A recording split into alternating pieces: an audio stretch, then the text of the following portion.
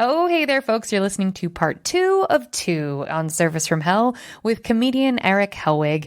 Erick has a bunch of tour dates coming up, and he is probably coming to a town near you, no matter where you're listening to this from. But go to his website, erichellwig.com, to find out show info, tour dates, etc. We do mention specific dates and cities at the end of this episode, and we mentioned them at the end of the last episode, but we're just giving him some shouts here just because you might be listening to this around the time that you get to see him. And if you're in Paris, Texas, or Idaho, or Japan, I don't know where the hell else he's going, listen to the episodes at the bottom of each one and you will find out. And visit erichellwig.com for more info. Thank you folks so much for listening. Enjoy the show.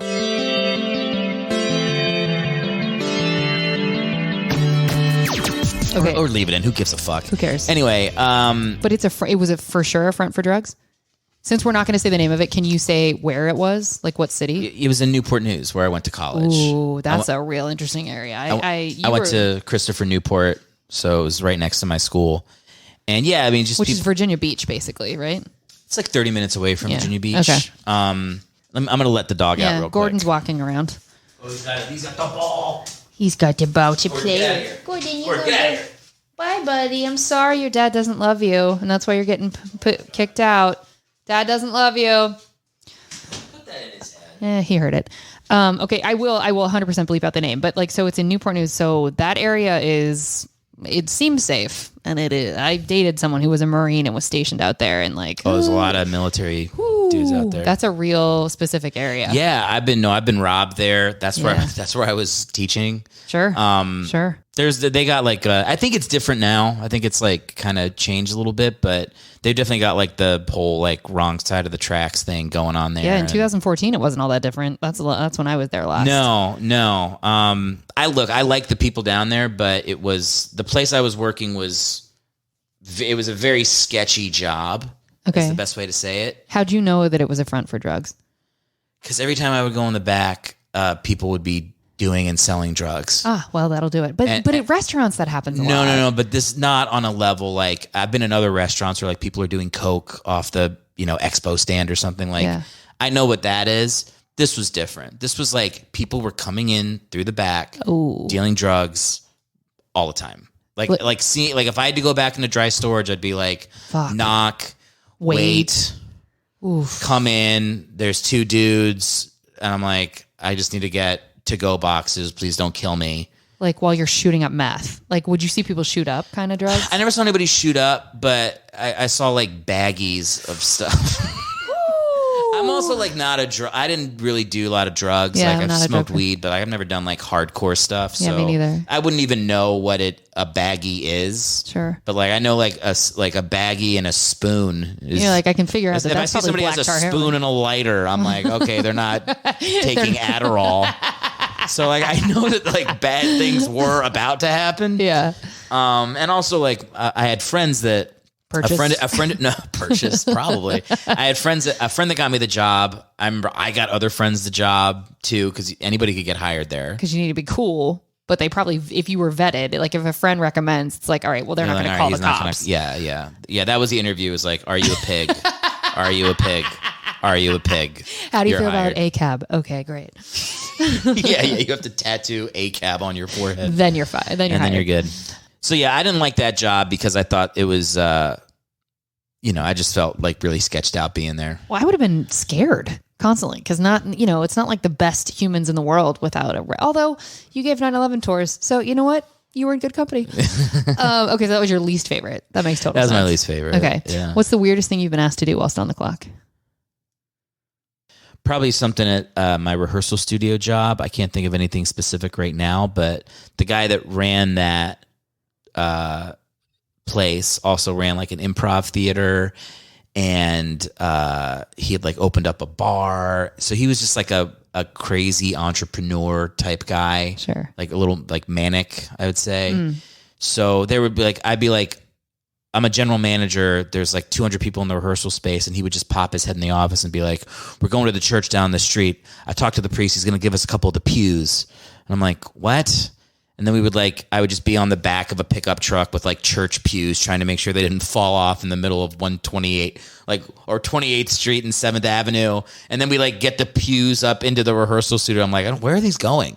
He's like, put them on the wall. See if that fits. So it's just like crazy. Like I have an idea. Eric, help me with it. That would happen all the time when I was working at that rehearsal studio. That's chaos. Where I was like, I would go in and not know what insane thing was going to be asked of me that day. And you lasted 7 years there? Yeah, well, what was nice about it, I probably shouldn't have stayed that long, but that was at the time when I was doing improv, and this guy ran an improv school, so I was like, oh, this is a good way to like get into the community a little bit. It was like the 7th or 8th job I'd gotten in New York, but every job I'd had before that I'd left after like 2 weeks. So and I needed money. I told you I ran out of my timeshare money. Sure. So I was like, I need a job. I might not be able to stay in New York. So it did help me do that. But what happened was like, as I would get, they never paid me a lot, but they were very friendly to the fact that like I had auditions or something, or like I never want to miss a creative thing. So they would be like, we're going to pay you dog shit, but you can do all those things. You'll never miss a thing. Well, and so that's worth something. At the time, that was very valuable to me. So, and you were squatting in a condemned building at the time, so you didn't have rent, right? Yes, that's true. So for the first year I was working there, I was squatting. How did you get connected to a building where you were squatting? So when I moved to New York, I just found a place online that was like, wire me $200, and it was this like illegally cut up building that I guess used to be like a factory floor, but they turned it into like 32 rooms, and we were all sharing like 4 bathrooms and 3 showers. It was crazy. Oh my God. And so my room didn't even have natural light. It was in the middle of the space. So like I would, like when have you ever slept in a room with no natural light where like you wake up and you're like, is it midnight? What time is it? Is it 2 p.m.? Who knows? Yeah. So I did that for a couple months. I was like, this is crazy. I can't do this.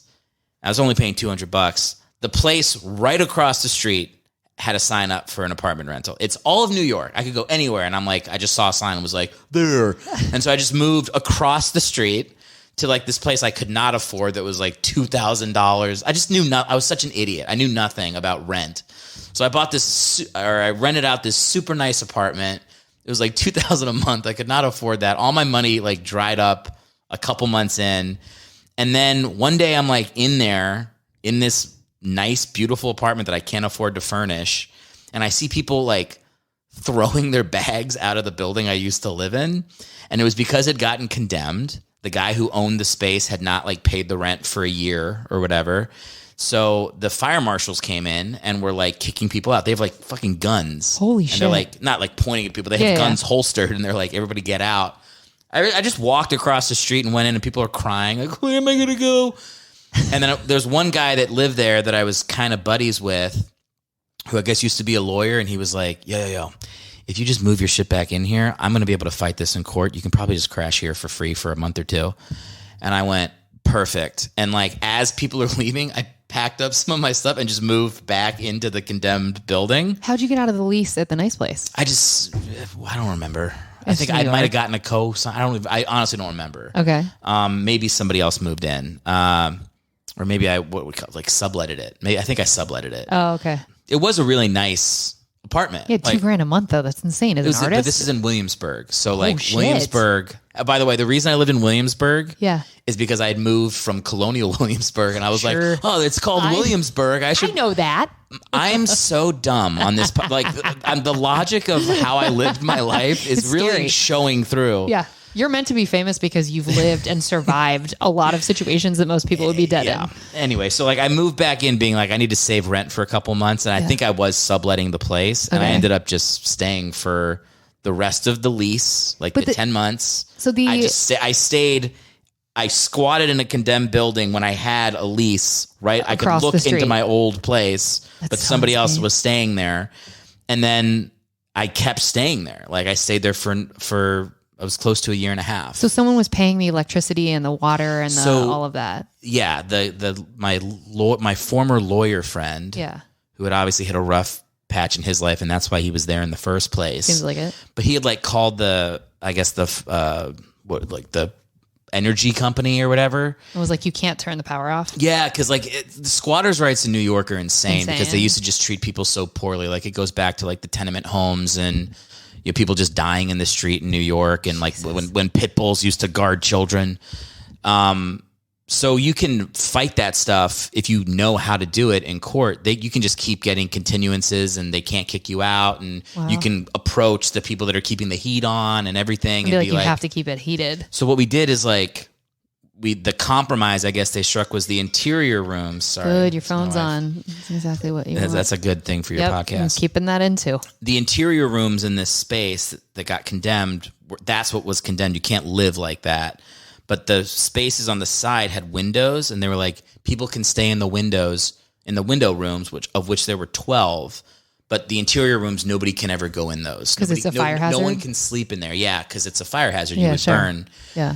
So the fire marshals would come back like once a month and check to make sure there were no beds in those rooms. Wow. But we all just used those rooms as our closets. Amazing. You would open up your little window, like 8x8 room, and 3 feet away was the door to the interior room. This is the best situation ever. The room that I stayed in New York for the first 2 months or whatever, that didn't have light, that was my closet for the next, once I moved back in. So you were able to live there for a year and a half, not paying any rent at all. Yes. So then you were just going to open mics all the time. But why even work at all? I guess because you need to eat and do other things that cost money. You need to eat. And like we still were paying like the utilities and stuff. Oh, you would pay it. That's what he got us to do, is say, like, if we can pay a minimum on the amount that this other guy owed, they would leave it on. Oh, okay. Now, eventually they did turn it off, and that's when I moved out. Because you're like, I need heat and I need electricity. It was like a bunch of like hipster people there. It wasn't a great crowd. Yeah. It's fine. I live with like murderers in Newport News, but I was like, the hipsters got to me. I couldn't do that. Woke idiots. So I had to move out of there. But they were like, I remember they turned off the hot water, and it was December, and they turned off the heat, and people were like, we'll just light candles. And I was like, the whole fucking reason this place is condemned is because there's no way to get out. Yeah, it's a fire hazard. Yes, you can't light, you want us to all light individual candles in our room. Awesome. Real smart. And so that's when I was like, I gotta go. This is insane. So where'd you move next? I went from Williamsburg. I moved to Harlem. Oh, and I lived in Harlem I was only in Williamsburg for like a little less than 2 years, and I was in Harlem for 7 years. Yeah, I like Harlem a lot. Harlem was the longest I ever lived anywhere in my life. Oh, really? Oh, yeah, because you're a military child. Yeah. I'm checking in on time, and do you need to? I have no. Okay, great. Because I love that you're telling all these stories. Okay, so actually, now that I say that, I have to get out of here in 10 minutes. Okay, I just realized. Sorry, are you serious? Yeah, is that okay? How long does it usually go? Not usually this long. So you've just been telling stories. So let me start burning through then. You have to leave in 10 minutes. Okay. Have you ever told a customer to fuck off? No. Okay. How many bodily fluids have been on your person whilst you were on the clock? You didn't bartend, so I don't know. Would you have, I guess as serving, you maybe had people. Nobody vomited on you? None of that? Okay. Do you tip? Yes. How much? Between 20 and 25%. If the service sucks, I'll do 10 or 15, and I'll say why. Okay. Which is douchey. Well, but if somebody's like, because when it's the waiter's fucking up, because I used to fuck up. Yeah. And so if somebody's like rude, it's only happened a couple times where I'm like, bro, I didn't leave you what I should have. Because you were rude to my wife, whatever. Like she hates it when I do that, but I'm like, I'm gonna let you know. Sometimes I feel compelled, like, if you were straight up being disrespectful, I would do that. Okay. And so do you ever not tip at all? Like put a big fat zero? No. Really? Do you tip everybody? Uber drivers, Lyft drivers, baristas? Yes. Oh, I always tip something. Really? Even like takeout, which I'm like, am I supposed to do this? Yeah, takeout, they appreciate it. I'd rather err on the side of tipping something always. Okay, but my dry cleaners has started putting out a tip jar. Would you tip at the dry cleaners? I think that's insane. Really? Yeah. That feels bonkers to me. Everybody tips. All right. Have you ever been fired from a customer service job? Yeah, I got fired from Baskin Robbins. Why? That was high school. Why didn't anybody care? Because I was forgetful. And you were giving away mint chocolate chip to hot chicks. I actually was giving away ice cream. Yeah, that'll do it. Okay, and last question in this section. Can you describe the archetype of the worst customer you would ever interact with, or an incident that you're like, oh, this person sucked? The worst person, obviously, like in a waiting tables thing, is somebody who's really demanding and then doesn't tip. That's obviously the worst. Yeah. Yeah, like on the tours, it's like I could handle like people kind of like heckling or thinking they were funny, mostly because I was a comic, so I knew how to like shut that down. Yeah. So, and also, I kind of, as a comic, I like when people talk back. Do you? Yes, it's fun. I don't like doing a set where I've planned out every word and I get to every word in the exact order that I said I would. That's why I told you before. I was like, don't tell me the questions. I don't want to. I don't want to know where I'm going. Like, I like to have an idea and then kind of figure it out. Be on the ride. So that part never bothered me, but it was like shitty. Just shitty people that don't respect that you're handling their food. Hello. Okay. Yeah. Well, now we're moving on to the good stuff. We hoped you saved room for dessert.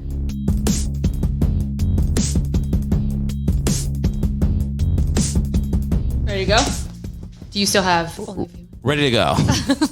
Now I have as much time as we need. Okay, I'm just going to keep all of that in so that people understand. Well, here's what you could do is like, I would love... I liked it like at the... I've told like a million stories that have no end, and then I'm just like... Yes, no. We can go back. That would be great. Okay, I do want to know, does it matter if will that mess up sound? The door? It might, yeah. Okay. I want you to know that when you were gone, Gordon gave me his paw. And so now like I have to take him with me. So now I own your dog. So he just was like, boop. And then I was like, okay, I'm giving you your paw back. And he was like, no. And I know it's an ownership thing. I know it means the dog owns you. And I was like, that's fine. That's fine. You can have me. It's a neediness thing. Yeah. Well, he's coming home with me. So say goodbye to your dog. Yeah. Okay. Then I am going to go backwards. So should we let them know what happened here? Yeah. Tell them what happened.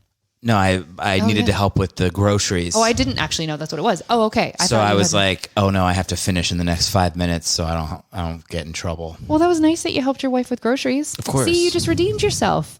You're less of a smart. Here's the thing. Yeah. I was just saying downstairs as I helped my wife with groceries. Well done. I'm a very nice person. Yeah. I'm not an asshole. No, you're not an asshole. But I have a switch in me. Okay. Where if I need to make money and I'm at a job, I'm like, I have to, this is like my life. Like I can't not sell you this timeshare. I can't not do this 9/11 tour. Like I have responsibilities. Like, well, do you think that is like an entrepreneurial thing of sort of earning money is earning money, and then who you are in life is different? Or do you think those two are linked? I don't know. Like the thing that I feel like, I do feel a little bad when I think back on my jobs. I'm like, the timeshare is rough. Like the timeshare is the one where I'm like, I wish I hadn't done that. Just because I like to think that I was very honest with people. I was be like, they're gonna try to sell you a timeshare when you're there. Like nothing. Oh, you would tell them. Yeah, of course. I mean, they're signing up for a 90-minute tour. Okay. And for doing that, they get to stay at the timeshare and they get to be in Colonial Williamsburg. And like when I was doing the trade show thing, it was like they're paying $300 for like a 7-day trip or something. Damn.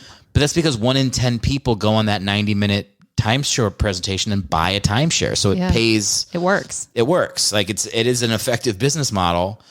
So I knew that.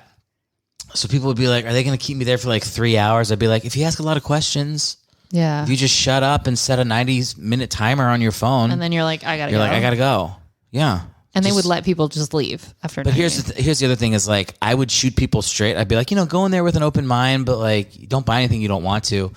They would be like a month later, like, Eric, half your tours bought last week. Like, because I was doing that, I wasn't trying to prep them for a sale. But because I was like, I'm a charismatic person, I guess. Yeah. It would make them more likely to buy because they're like, I like that guy Eric I talked to up in Cincinnati 2 months ago. That's where I'm from. You didn't even know that. I just picked it out of nowhere. Look at that. But that's so fun. I mean, that is true, right? Because it's like so much of sales is you're buying the person. Yeah, it's like Tommy Boy when he's like, Your father could have sold a ketchup popsicle to a woman in white gloves. Yeah, it's such a good. I watched it on Thanksgiving. That's a great movie. It's a great sales movie. Yeah, it is. Yeah, it teaches you how to do it because as soon as he gets authentic, he sells to every single person. As soon as he's like truck tire, and your wife gets a scratch, it's like that's the shift where he starts to get into his authentic self. Okay. Anyway. Okay. So we're gonna go back a little bit. So then. What was the last straw that got you out of waiting tables altogether where you were like, I just simply will not be doing this job anymore? Or was there one? It was at the Melting Pot, and it was, there's this waiter there that, this is such a weird story, but I kind of like knew I wanted to do comedy. This is like, I think I just graduated college or was about to graduate college. Is this Newport News or this is Newport News? Okay. Newport News. My senior year. So I've been there for 4 years. Okay. And I was working, this is, my umpteenth, waiting job. Mm-hmm. And there was this guy there that was like a really good waiter. And then in his side hustle, he was a rapper. Oh, sure. And he wasn't that good of a rapper, but he was a really good waiter. And I remember being like, I got to get out of here. Like, and not just this job. Like, I got to get out of Newport News. I got to move to New York. I had just gotten back, I think, from that thing with my ex where we were in New York for Second City. Yeah. And I was like, I got to get back there. Like, how do it wasn't far away anymore. Now I had done it. Like, I'd seen I can be funny on stage. Like, I can learn comedy. I can go to school basically for comedy. And then I went back to this place, and there was this dude that like had a passion, but he was like, remember he like showed us a rap song, and he was rapping about being a waiter at the Melting Pot, and he was like, yeah, I like to dip my meat in the cocoa vin, and I was like, I gotta go. In the same way, like almost, I've never done this before, but in the same way when I watched that improv movie, and I was like, I gotta get out. Yeah. I just like hit a wall where I'm like, nope. This is it for me. It's like a football player that's taken one too many hits. You're like, you just hit that last one. You're like, and his career was over. I remember that guy, I was at a party, was smoking some weed. He showed me his song, and I was like, had to pretend to like it. And as soon as I remember him leaving the room and feeling like a weight off my shoulders of having to like not be embarrassed for him and being like, I have to take a job. I had to get a job that like, I know, almost like I can just make money and I can get the fuck out of here. Yeah. And then my friend had just started working at the timeshare place. We're at that point, we're like all about to graduate, with our useless degrees. So he's like, I can get you a job at this timeshare place. And I'm like, how much do you make? And he was really good at it too. So he made it like, he's making like whatever it was, probably $1,200 a week, which at the time was a lot. Damn. Yeah, for just like a 22-year-old, that's a lot of money. Street, yeah, just passing shit out. So I was like, yeah, I'll do that. And then I was good at it, and I got the promotion there. And when I got the promotion, I was like, I'll do this for a year. I had a date to move to New York that I'd set like 6 months out. And I was like, I will not live here by this date. And I remember they offered me a promotion at the timeshare place. They were like, we want you to do them everywhere. Globally. We want you to do this like every week. Like, you just be our East Coast trade show guy. And I was like, nope, I'll do it for another month, and then I'm moving. Wow. So it was like, I think that's what it is I'm not purposeless at my job. Yeah. Like, that's my chance to make money. I've worked a lot of commission-y jobs. So yeah, there's a part of my brain that just like flips, shuts off. And when I watch shows like Succession or like any type of character where they're like doing something evil, but they're still humans. Like when you watch it, they still have these like little flaws and idiosyncrasies that are relatable. People go, how could they act like that? I'm like, I know how they could act like that. I know what that is. Like, I didn't do anything on that level, but like, I get it. Like you separate a part of yourself to be effective at what your job is. Yeah. And if your job is to like, in the case of Succession, like for Roman Roy in the last episode I watched. Spoiler alert. Oh, sorry. Never mind. I won't do it. No, this will air well past that episode. Well, there's like an episode where he like basically puts like a fascist in the White House. Oh, okay. And it's like, but he's good. He's good at like, he's like, this is why it'll be profitable for the business. And you're like, how could you be that callous about the effects of what you're doing? But in the moment, you're just like, you get tunnel vision. You're like, I got a job. And you identify with that. It's an interesting, I'm not wired that way, but it's interesting because that's wired for success. It's chilling. And I don't like it about myself. And what I've forced myself to do is I only take jobs where I'm like, it's not a bad product. Because even the job I have now, I feel myself on the phone when someone starts saying no to me or that I can tell they're lying to me. I'm like, fuck you. You're going to buy this. Like, you're going to buy this. I'm not getting off the phone until you're giving me your credit card. But I'm selling something that I know will help their business. I'm not going to say the name of the company I work for, but too late. I got to beep 100 of other things. Okay, yeah. I know I'm selling something that actually helps people. Sure. And I know that you can afford it. You're just being a dick, but I have to be careful. I have to like control it in myself. Otherwise, I feel like I could be a person that pours shit in the water. Yeah, I feel like it's a fine line, right? Because it's like it is a skill. It's a fine line. Yeah. Yeah. It's like I don't know. It's a quality I have. Well, because so do a lot of people that are in entertainment, though. I feel like this could serve you into becoming more successful. I mean, like it's gross that I think like this, but it's like I know a couple people that can flip that switch and then they are relentlessly successful because they're like, yeah, I don't give a fuck. Like, not that they're like curb stomping puppies or anything, but they're like, there is something that switches in them and they're like, no, whatever I need to do. Tell me how to play the game. I'll figure it out. I'm not even, you know what it is like, it's weird. Like, I don't feel like I'm even that level of like, I always play the game. Like, cause I don't like, I mean, we don't get into politics or anything, but like, I'm not like a very like leftist person, but I don't know if you've noticed out here in LA, but like it leans a little left. Yeah. So like, if I was playing the game, I would be like, woke this, woke that. Yeah, like, sure. But I don't do that. I know people that absolutely do that, who I'll have conversations with, and I'm like, dude, you sound like a fucking Republican. But when I look at your Instagram, it's like identical to Charlemagne the God. So there are people that play the game that way. Yeah. I don't really do that, but it's like when I'm in the moment, I almost look at sales or like sometimes customer service or even stand up as like me versus someone. Sure. Like in that moment, I get competitive. Yeah. And I'm like, I have to win this battle that we're having. And yeah, like in the case of like timeshare, I'm like, you're selling people a fucking invisible product. Sure. Like it can fuck up your life and your finances if you buy something like that you really don't need.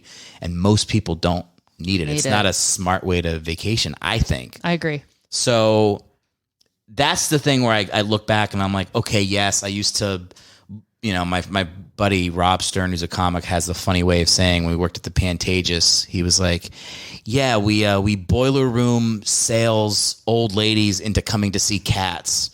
Like we're literally like selling Broadway shows and being like, look, Rose, are you pulling my chain here? You're going to get off the pot and take a shit, whatever. Like like hard selling people, but it's Cats. It's like, you're going to go to a show. A grown man's dressed like a cat's going to pretend to pee on your leg. Will you quit talking shit about, I also love cats. So look, the point is like, I've put myself, I know my weakness. Sure. I know that like when I turn that switch on, I'm driven. Yeah. So I won't work somewhere if I think the product sucks. So did that serve you with AGT?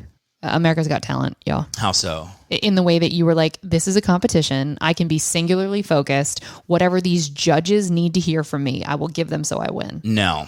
Okay. Why not? Because that was more of like, when I was on AGT, I did a character. I played Death, which is, I did it's like a one-man show that I had done in New York, and I felt almost more like that was acting. Like like Death was telling jokes. It was like Death doing stand up on the show, and it was very clearly like gonna bomb. Like that was the point. That was the point. Okay. But I was like, I kind of viewed it like I was acting. Okay. Like I just need to stay in my character, and if I do that, whatever happens, and you know who knows? Like stuff could go well, but likely this is not the crowd. It's gonna really for this character, and also like the character when I do it in real life. You know, I made a TV pilot with the character that I funded myself, and then I did the one-man show, and I had an Instagram page for him. He's been in a bunch of iterations. A lot of people don't laugh at it; they just stare horrified, and like you really like. That's one of the interesting things about doing the character is like people laugh during setups of jokes, because they're so uncomfortable. It's like everybody's just mapping their own death thing onto the character. So it's like it's really an unpredictable way that audiences react. So I knew that when I went on AGT, like just don't like, my goal was that they wouldn't get, because they can cut it to look like anything. I was like, just don't like be mic'd and go take a shit and be like, I'm so scared, and then be mean to a producer on the way out to stage, and they're like, we got him taking a dump, he fucked up. So like I knew to just be in character. As soon as the makeup went on, I am him even when I'm not on stage. Even when I'm just backstage, I was just sitting in a chair. My buddy was there and I'm being Death. Like I'm not talking, but I'm in that mentality. I'm thinking of babies and blenders and all the horrible shit that he's seen. And then by the time I got on stage, I wasn't even like the jokes need to work. I was just like character does. I'm death. I'm death. I'm death. I'm walking out on stage. They're booing me. Great. Mankind this is unfair. I'm just doing my job. Yeah. Like that's what I was thinking. And so then all the laughs I ended up getting on stage it was from like more of like the improv-y moments. It was stuff I had not scripted in my head. It was just reacting to the judges, reacting to the way people were talking to me. And then, whatever, when what made air was they like edited my set. So it was like, he came on stage and he bombed the whole time. Aww. In real life, I was like on stage for 7 minutes and I was crushing and then going bad. And then at the very end, they buzzed me. And then the audience kind of like turned on itself and they started booing really loud. But people were like, are you mad that like they didn't leave in the parts where you did well? And I was like, no, I knew I went there knowing that. I went there knowing it's like they're going to use whatever they need for the show. That's and right. They ended up putting me like commercial to commercial. That's awesome. So I was on the show for 8 minutes. We shot sketches afterwards. They gave me a whole backstory. They like animated parts of Death's childhood and stuff. Holy shit. So it ended up being like this really cool career thing that I was not expecting, but it all came from like the mentality of like, I need to just stay in the character the whole time. Sure. And I think people saw me because I was there for 2 days. I think people saw me being Death the whole time and they were like, I think the producers kind of wanted it to be a longer bit. Oh, they liked that. They would see it and they'd be shooting somebody else's interview for AGT. They'd be like, get the death, walk in the background and stare at the old lady like you're about to rape her. So like they kept putting me in other people's stuff for the 2 days before I went on stage. I love it. And all that made the show.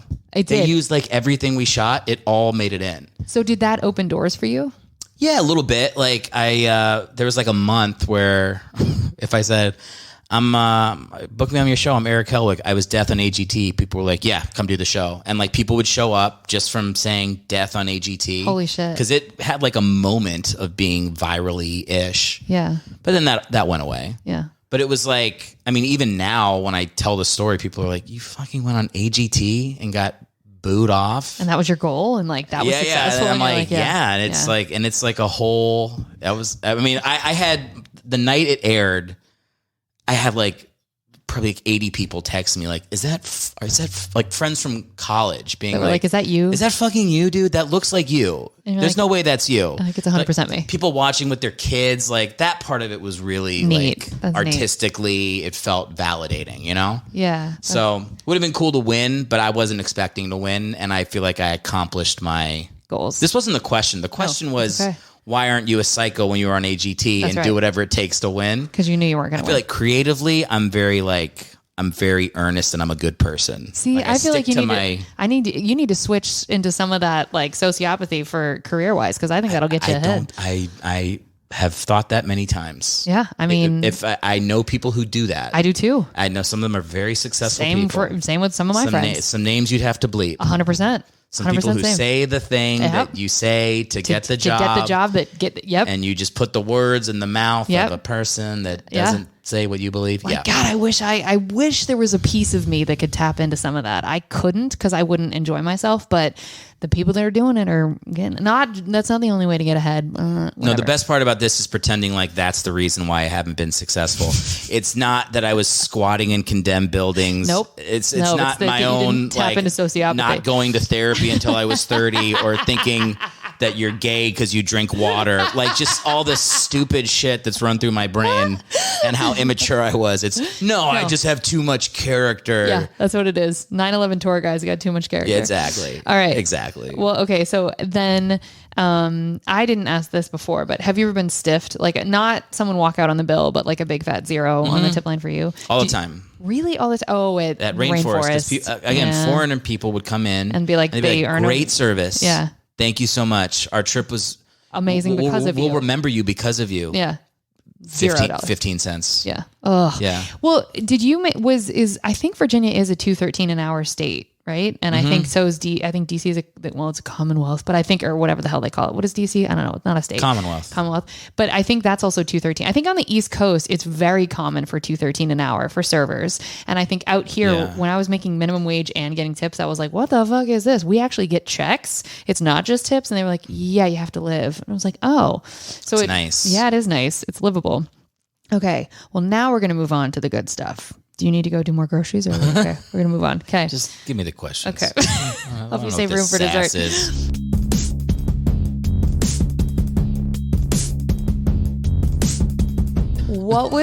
We're in the nice part. Be nice, Eric. What was the nicest thing a customer has done for you whilst you were working that you can think of? Or maybe a client or... The nicest thing a client's ever done for me. Or customer. Barbara Corcoran tipping me $100 was pretty cool. It's pretty good. That was nice. You've already name dropped her once though. So you got anybody else? All the sharks came on my tour at some point. I'm like, Mark Cuban, after the 9/11 tour, he let me shoot a 3 for the Mavericks in the fourth quarter of a blowout. Good, that's answered. We're going to move on. No, wait, no. I want to think of a real nice thing somebody's done for me in one of my jobs. Because I bet it's happened. Of course. Okay, I can think of something. So I was working at the Pantages. I signed somebody up. We were getting along. They were like, "What do you do?" I'm like, "I'm a comedian when I'm not." And then he was like, "Oh, can I see you?" And I was like, "Yeah, you can check out my podcast. I just started a podcast." And then he checked out my podcast, and then he wrote me a 5-star review, and then he came to see a show, and he's like a fan. And now he likes my tweets and stuff. Bless him. So it's like, that's never happened before. So that was cool. That's really lovely. That's the kind of shit that everybody likes. Well, I'll say this too. I've also had people who I've talked to and I've said I'm a comedian and they've looked me up and then I can't get a hold of them again. So I know my comedy's not for everybody. Yeah. And at my new job, I don't even go by my name. Wait, why? I don't go by Erick Hellwig. Yeah. Go by my full given name so that nobody can look me up. Which is Octavio Sands. So Sands. Yeah, that's how they know you know. Okay. What's the best tip you've ever gotten that you can remember? Don't tell me it was that $100 because we're giving Barbara a lot of airtime.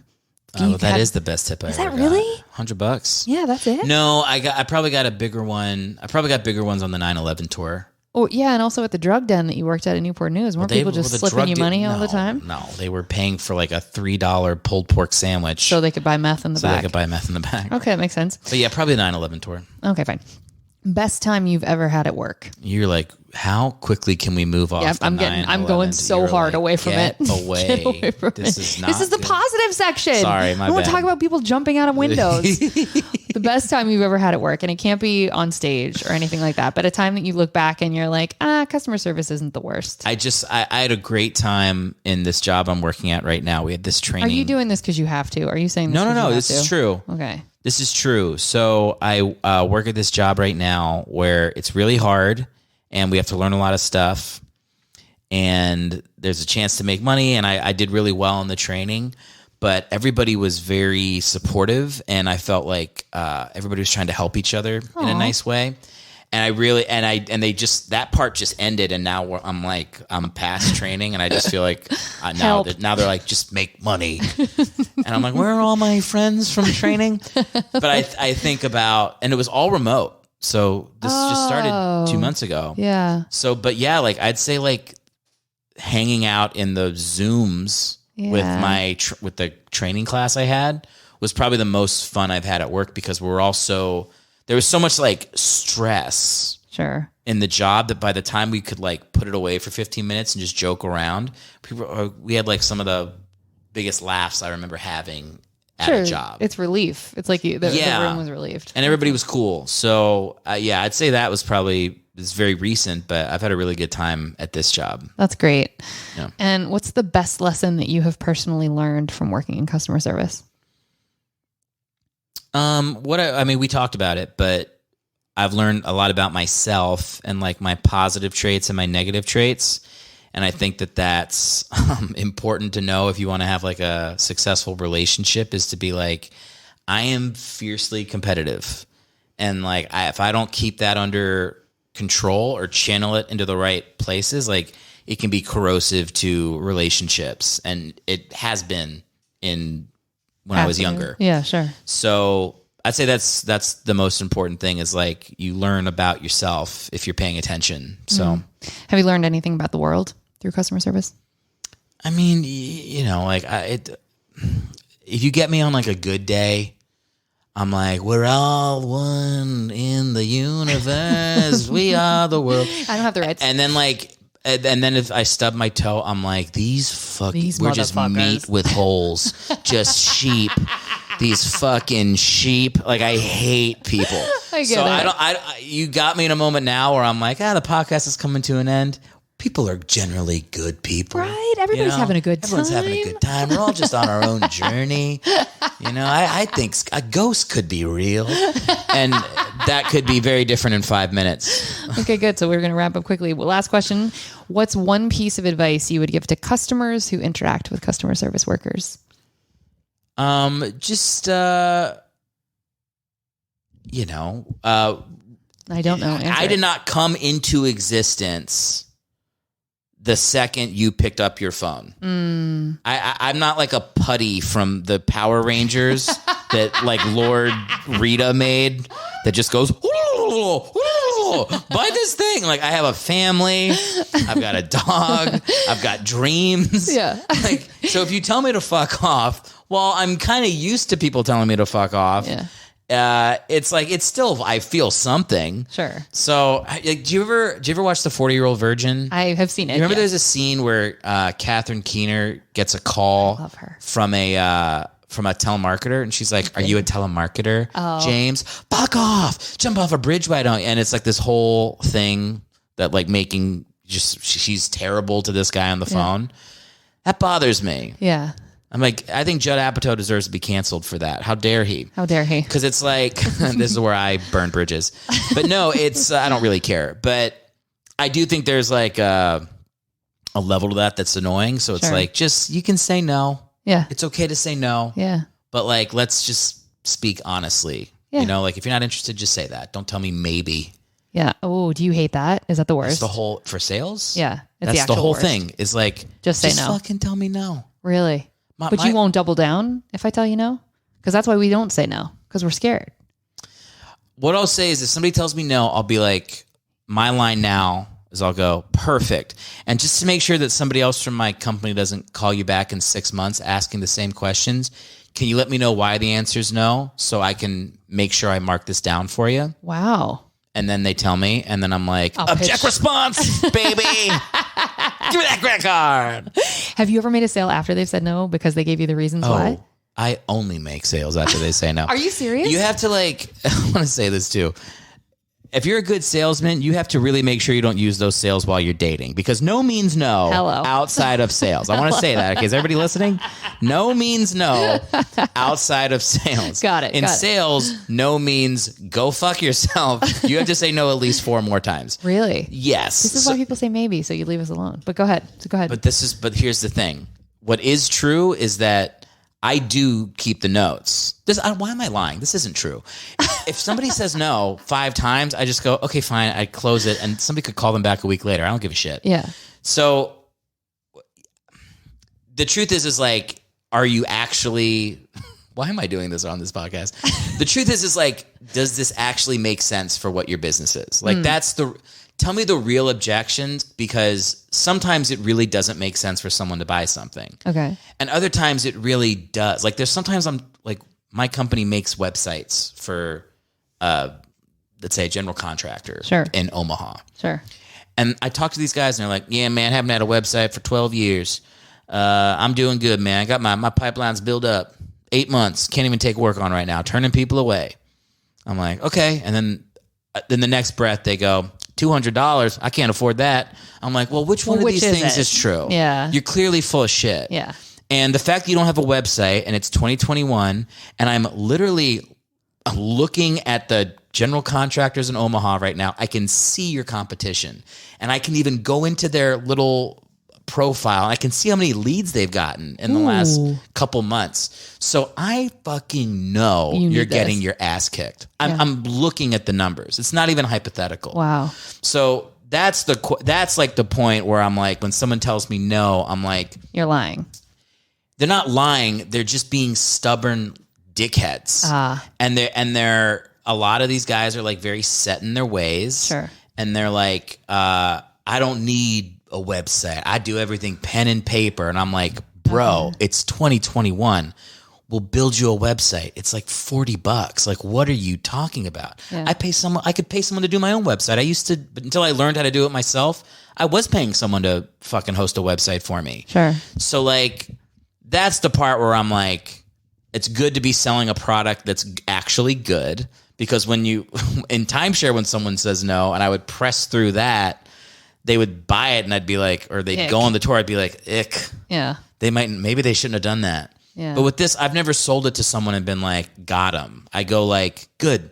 They're going to make money. Yeah. Their business is going to be better. If a guy's telling me like, it's a family business, man, I'm passing this along to my son, I'm like, well, then you're going to need a fucking website, because you're not going to be around in 10 years with no website. That's right. So that's how I sleep at night with the current gig. Okay. So a piece of advice you would give to people that interact with customer service workers is like, just a no, be firm in your no. If it is a no, let it be a no. And if you have a good reason for it to be a no, which can be, is it okay to be like, no, I just don't want it? Here's my real advice is give me your credit card. Okay.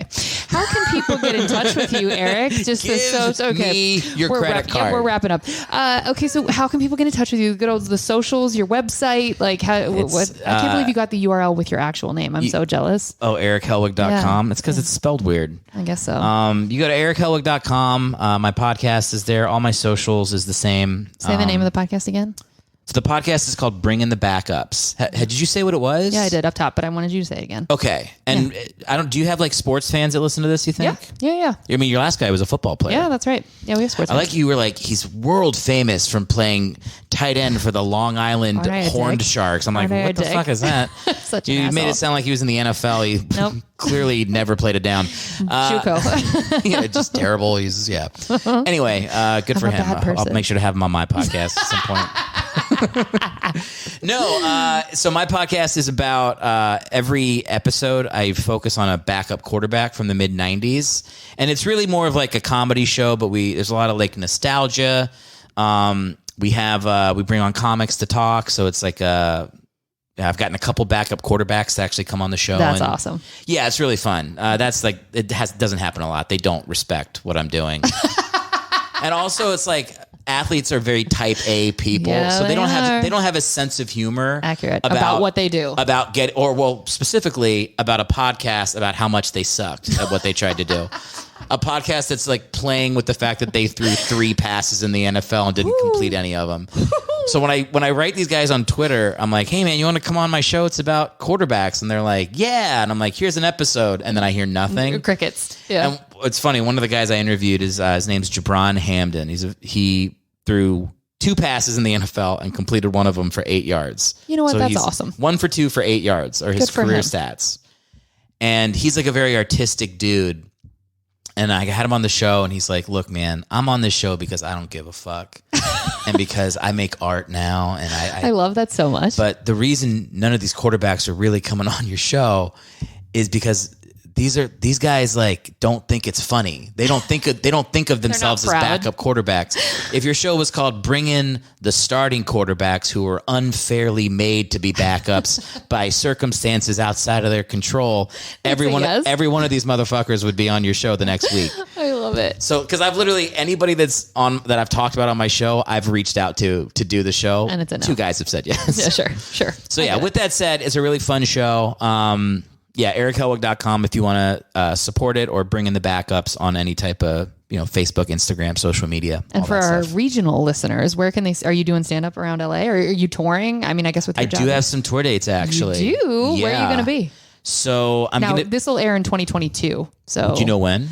You tell me. I mean, do you have tour dates that'll be in January? I do. I'm going to February? be in San Francisco for San Francisco Sketch Fest on January 7th. Good for you for getting into that. That's a big fest. That's a big fest. Yeah. I'm going to be in Idaho on January 22nd. Okay. I'm doing the Moscow Comedy Night, which is at some hotel. Okay. But if you're in Idaho, I imagine that's the only thing happening that night. So easy.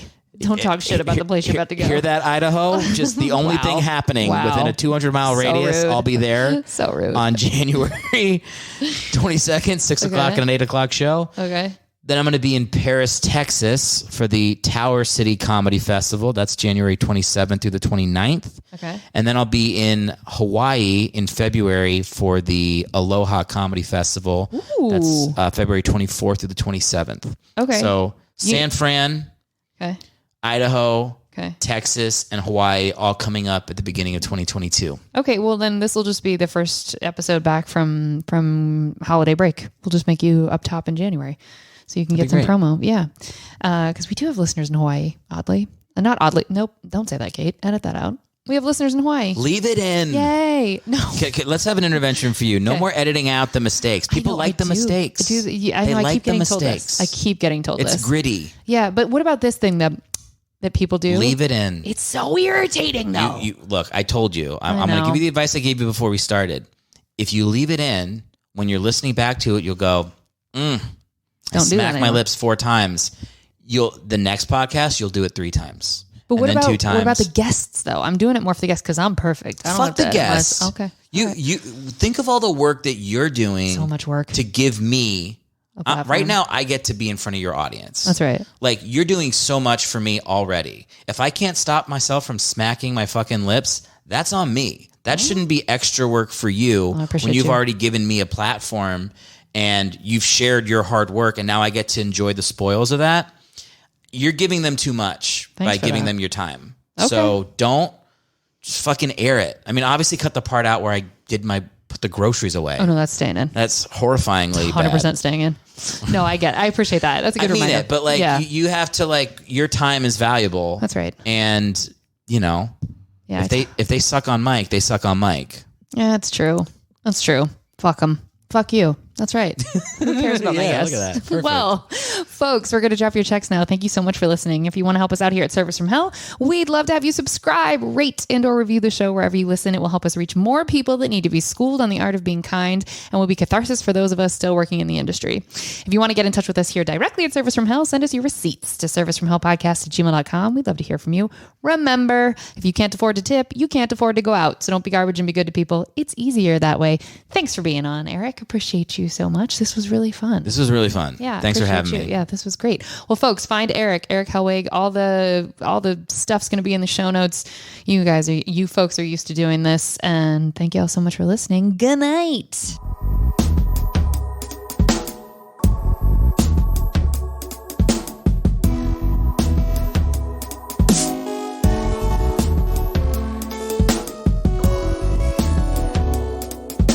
Do you correct you guys to you folks to keep it gender neutre? Yeah. I used to say hey guys, it's a blah, blah, blah.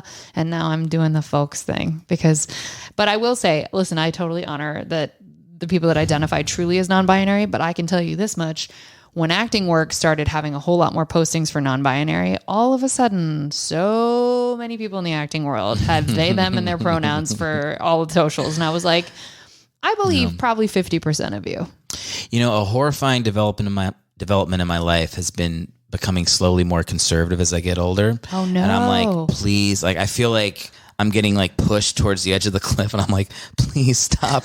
Please, I don't want to go any further. But every time I agree a little bit more with what my dad says, I literally am like, I have to get off Twitter. It's Twitter. It's people's Insta stories. They're driving me insane. They are. It's so the woke police are getting under my skin too. Yeah. So, and I'm also with the gender neutral stuff, I'm the worst. My wife would be like, this person in our life, they now go by they, them. I'm like, okay, I'll try to remember that. And then as soon as I see him, I'm like, bro. Like I just like default to like, I call my wife bro. I know. I call like, everybody dude. Everybody's bro. Same. Everybody's dude. Everybody's bro. I know. But even that, listen, if we're being really specific, to say guys, bro, dude, like those things have a power behind them and they're all masculine. Why isn't it powerful to call somebody a pussy? That's all I'm saying. You just solidified my vote for Trump. Thank you so much. I was so close to getting you going to get one more Democratic vote out of me, and then you said that. So it's on you. I was going to sit the election out. You're going to see me hammering in Trump signs in fucking the middle of the country now. I'll be like, I was ending a podcast, and she said I can't call people pussies anymore, and that was it. Sent me right over that cliff. There you went. You went over the cliff. There it was. Build a wall. All right. Thanks for having me. Good night, everybody.